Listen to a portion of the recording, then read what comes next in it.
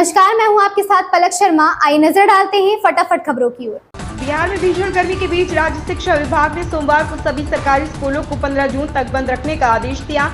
शिक्षा विभाग के आदेश में कहा गया, राज्य में पड़ रही भीषण गर्मी और आईएमडी द्वारा जारी की गई चेतावनी के मद्देनजर विभाग ने सभी सरकारी स्कूलों को 11 से 15 जून तक बंद रखने का आदेश दिया। चूंकि स्कूल बंद रहेंगे, इसलिए शिक्षकों के लिए भी 15 जून तक छुट्टियां घोषित की जाएंगी। भारतीय मौसम विज्ञान विभाग ने कहा कि राज्य में अगले 3 से 4 दिन तक भीषण गर्मी रहेगी और 14 जून तक उत्तरी व दक्षिणी क्षेत्रों के लिए रेड अलर्ट जारी किया गया है। योगी आदित्यनाथ कैबिनेट मीटिंग में मंगलवार को कई बड़े फैसले लिए गए।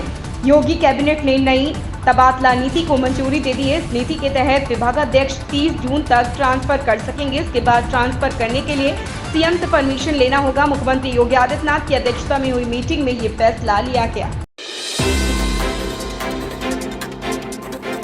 दौसा के झिरोता में पूर्व केंद्रीय मंत्री स्वर्गीय राजेश पायलट की 24वीं पुण्यतिथि पर कांग्रेस महासचिव सचिन पायलट ने अपने पिता को श्रद्धांजलि दी। इस मौके पर कांग्रेस के कई नेता और समर्थक बड़ी संख्या में उपस्थित थे।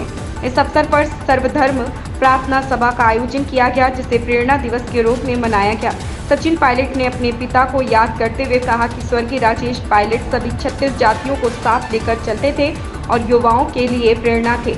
उन्होंने खेत खलियान से लेकर देश की राजनीति में अहम भूमिका निभाई। राष्ट्रवादी कांग्रेस पार्टी एनसीपी के संस्थापक शरद पवार ने लोकसभा चुनाव प्रचार के दौरान प्रधानमंत्री नरेंद्र मोदी पर उनके भटकती आत्मा वाले तंज को लेकर उन पर पलटवार किया। शरद पवार ने खुद को भटकती आत्मा बताया और कहा कि यह रहेगी और पीएम मोदी का साथ कभी नहीं छोड़ेगी। महाराष्ट्र के अहमदनगर आधिकारिक तौर पर अहिल्या नगर कहा जाता है। मैं एक रैली को संबोधित करते हुए एनसीपी शरद चंद्र पवार गुट के प्रमुख शरद पवार ने केंद्र में गठबंधन सरकार बनाने को लेकर पीएम मोदी पर कटाक्ष किया। राष्ट्रीय जनतांत्रिक गठबंधन सरकार में मंत्रिमंडल बंटवारे के बाद बिहार में सियासत तेज हो गई है। विपक्ष के नेता कह रहे हैं, फिर से मोदी 3.0 की सरकार ने बिहार को कुछ नहीं मिला, सारे महत्वपूर्ण विभाग अपने पास ही रखे। नेता प्रतिपक्ष तेजस्वी यादव ने कहा कि बिहार को झुंझुना थमा दिया गया। हम बिहार वासी जानते हैं कि बिहार की तरक्की के बिना देश तरक्की नहीं कर सकता। तेजस्वी यादव ने कहा कि इस बार जांच एजेंसियों को निष्पक्ष रहना होगा। संसद में विपक्ष मजबूत हो गया है।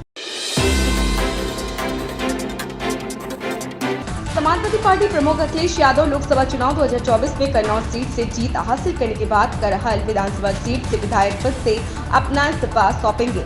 इसका मतलब साफ है कि अखिलेश अब राष्ट्रीय राजनीति में अपनी भूमिका निभाएंगे। मैनपुरी के पूर्व सांसद और अखिलेश के भतीजे तेज प्रताप यादव करहल विधानसभा सीट से चुनाव लड़ने की संभावना है।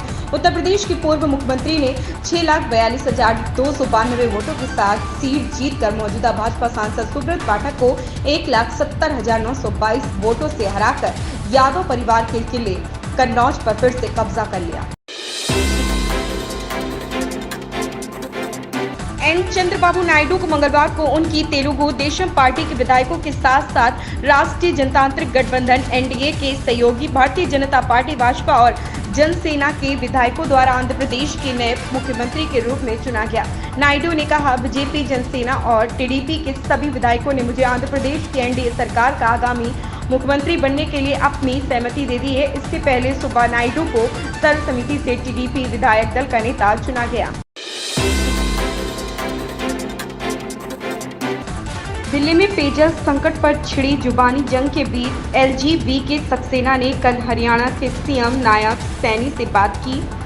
वीके सक्सेना ने एक्स पर जानकारी देते हुए कहा कि हरियाणा के मुख्यमंत्री नायब सैनी से बीते सोमवार को बात हुई। उन्होंने दोहराया कि दिल्ली को आवंटित हिस्से के अनुसार पानी उपलब्ध कराया जा रहा। चल रही गर्मी की लहर के कारण राज्य की अपनी बाधाओं के बावजूद हर संभव मदद का आश्वासन दिया। प्रभास की मोस्ट अवेटेड फिल्म कल की 2898 एडी का ट्रेलर जारी हो चुका है। नाग अश्विन के निर्देशन में बनी इस फिल्म को वीएफएक्स से भरपूर बनाया गया। विजुअल इफेक्ट का एक्सट्रीम यूज ट्रेलर में साफ देखने को मिल रहा। फिल्म में दीपिका पादुकोण पद्मा नाम की प्रेग्नेंट महिला का रोल कर रही, जो अपने बच्चे को बचाने की जद्दोजहद करती नजर आती हैं। ट्रेलर की शुरुआत दुनिया के आखिरी शहर काशी से होती है, जहां रह रहे लोगों की स्थिति बेहद खराब है। इसी बीच ट्रेलर में एक अनोखी दुनिया दिखाई गई है, जहां कॉम्प्लेक्स में हर कोई सुप्रीम यास्कीन को पूछता है। जम्मू कश्मीर के रियासी में रविवार को हुए बस आतंकी हमले पर भाजपा की पूर्व नेता अनुपुर शर्मा ने चिंता जाहिर की। उन्होंने कहा कि किसी भी रूप में आतंकवाद को माफ नहीं किया जा सकता। उन्होंने लिखा, किसी भी रूप में आतंकवाद को माफ नहीं किया जा सकता।